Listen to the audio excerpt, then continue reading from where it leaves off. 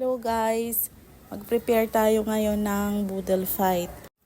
Ito kasing mister ko, gusto daw mag-boodle fight, ura-urada naman.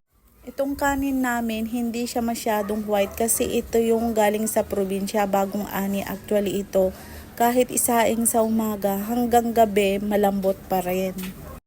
Naggisa ako ng upo, yan ang ilagay natin na toppings ng rice. May konting sabaw-sabaw lang siya. Tapos nagprito ako ng isda at saka sausage.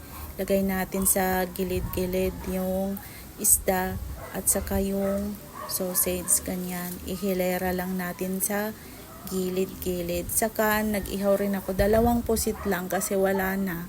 And then yung longganisa,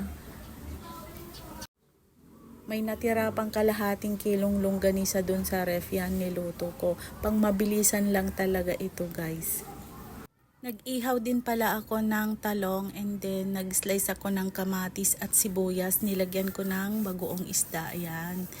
Tapos nag-slice din ako ng watermelon. Bale, yun yung panghimagas. Mahirap talagang magluto pag walang nakaprepare na lulutuin. Kaya kung ano-ano na lang ang inihanda ko para dun sa boodle fight namin.